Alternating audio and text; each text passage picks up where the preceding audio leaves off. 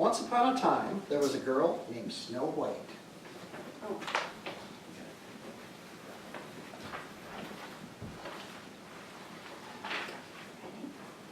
But we already know this story. Ah, but you are wrong. This isn't the Snow White you've heard of, with the dwarfs and the stepmother jealous of her beauty. This is Snow White had 3 elf friends, and her stepmother wasn't jealous of her beauty, although she was quite beautiful. Her stepmother was jealous of her niceness. Oh. Okay.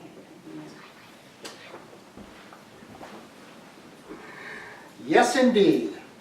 Our Snow White was a kind, nice, wonderful person.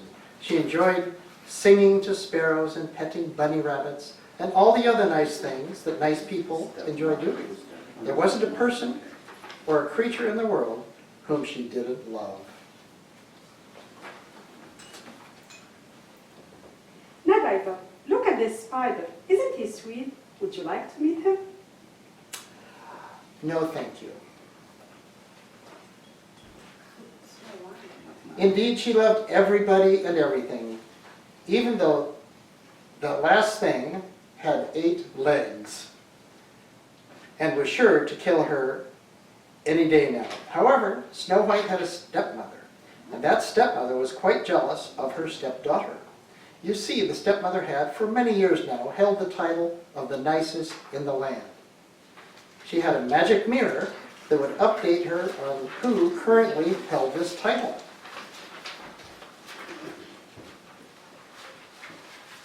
Mirror, mirror on the wall, who's the nicest of them all? You, my queen, are the nicest, as you were 5 minutes ago, and as you were 5 minutes before that. Have patience, mirror. Christmas draws near, and the nicer I am, the more presents I will get. You know that those who are naughty instead of nice only receive coal in their stockings. The queen was determined to retain her title. She was afraid that one day Snow White would surpass her as the nicest in the land and would therefore receive more presents.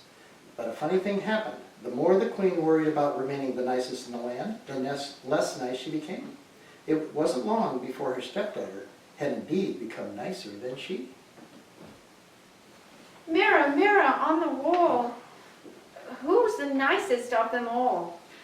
I have a chance to report to you, queen. Snow White is now nicest in the land. No, if she is the nicest, then she will get more presents than me tomorrow. What should I do? You must banish her into the woods, where she will die, and allow you to be nicest in the land once more. So Snow White was banished into the deep, dark forest, full of cold frost and sharp icicles. I thought everything was nice, but this place certainly isn't. Snow White wandered around the forest for many hours until she was frozen to the bone. She was just ready to give up when she saw something in the distance. Look, a little house.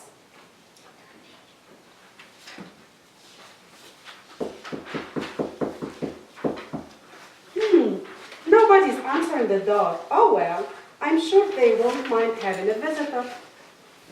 So Snow White entered the house. There were many toys scattered around the floor. Some looked as if they were in the process of being built. But there were also a number of tiny shoes with long pointed toes. But Snow White was too tired to inspect any of it.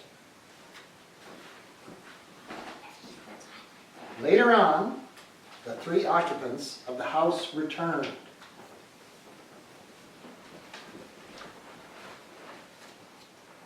Something is different.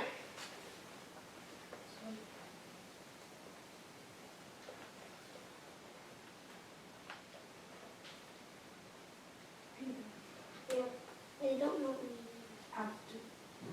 What are you talking about? Yes, he's right. Someone has been here.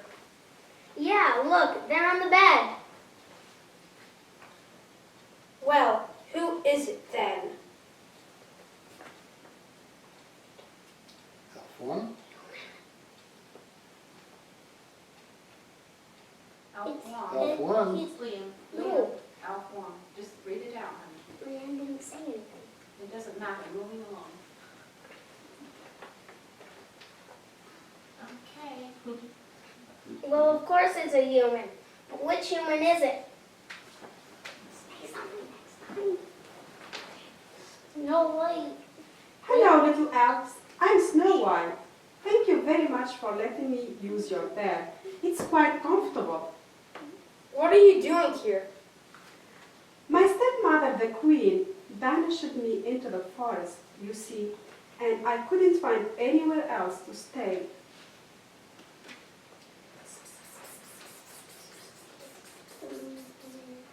We have decided to let you stay here.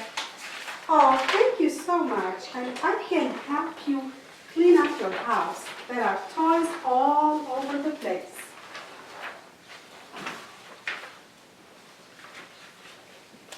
Those aren't just any toys. They're for Santa on Christmas Eve. This is a branch of his workshop. Well, I guess I'll have to leave them alone then. You better.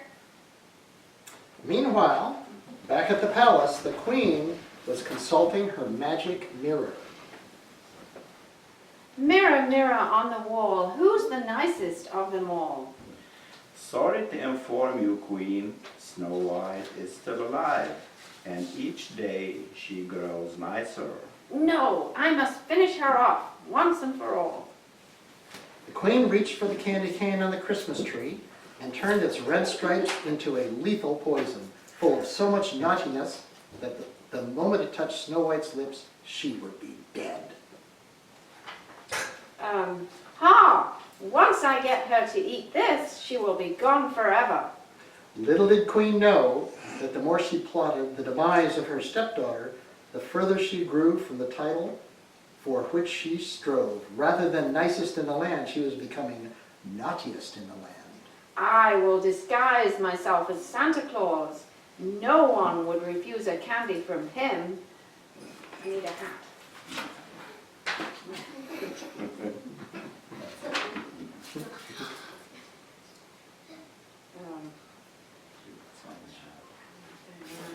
She pulls Santa's hat and exits. Okay, exit.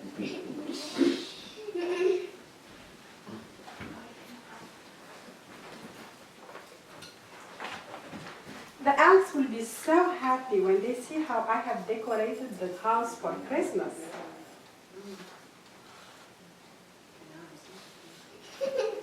Hello, my dear. Would you like a candy cane?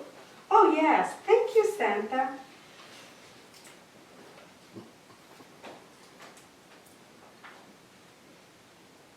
You're on the floor. Oh, no. Aha! Now that Snow White is dead, I am the nicest in the land.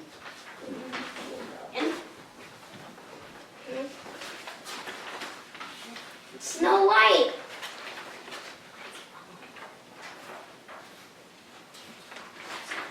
What's wrong? She's dead. Look, that's not a normal candy cane.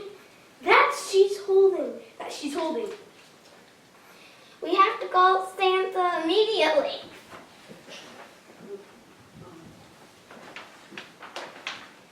Beep boop, beep boop, beep boop. Santa, we have an emergency. You have to come right away.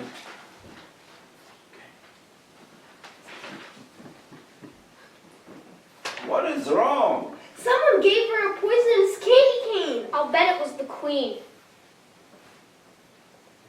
Some people would never understand that Christmas isn't about the number of presents you receive.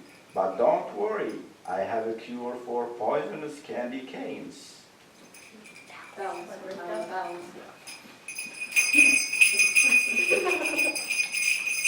Wake up, Snow White. Hooray! You saved her, Santa. Yay! And so Snow White and the elves lived happily ever after. And as for the stepmother,